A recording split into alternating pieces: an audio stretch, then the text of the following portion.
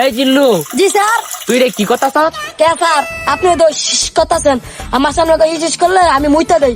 ছোটবেলা আমার আম্মা হিস হিস করে মুতাইতো, এই জন্য আমার সামনে কেউ হিস হিস করলে আমি মুইতা দেই। তোর মতন হাবিলদার থাকা থেকে আমার 1 কোটি টাকা ঋণ থাকা ভালো। এই চিল্লু, মাল দে। কিরে কই যা? স্যার আপনি না বলছেন মাল আনতাম, তাই তো আমি বাথরুমে যেতেছি মাল আনবার লেগে। কোন দিন জানি তারে আমি নারী নির্যাতনের মামলায় জেল হইরে তুই। আরে বেটা হই মেল না, আমি বন্দুক চাইছি। এখন কয় এত সহজ হল আমার কেড়ে রাখছ? স্যার এখানে তো গাঞ্জা বেচা হইতাছে। কি যে শহরে ইন্সপেক্টর বরবাদ থাকে রাজা, ওই শহরে কোন হালায় বেছে গাজা? স্যার ওই যে ওই শালারা। যাক সকাল সকাল তুই একটা ভালো কাজ করছ। যাক তো কে ফাঁকিও। আরে স্যার এটা কি কইলেন?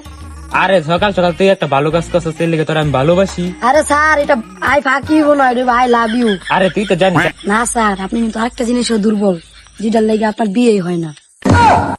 তো তোর মতন হাবিলদার থাকতে 1 কোটি টাকা ঋণ ভালো। আয় স্যার দেন ওরা পুরো বাংলাদেশের মাইল ওরা নিয়ে দিতেছে। স্যার কিছু লানা দানা করে জিনিসটা খরচ করে দেন। ওই তুই কারে ঘুষের কথা কইতাছ? আমার সিলেবাসে ঘুষের কোন চ্যাপ্টার নাই। চিল্লো হ্যাঁ কাপলে ওগরে বিত্তে বইরে দিমু। কত দিবি? দিয়ে চালা চিল্লো উঠবো। 5,500।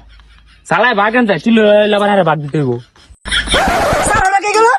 আরে চিল্লু তুই শুধু শুধু নিরপরাধ 2টা ছেলেকে ধরে রাখছস।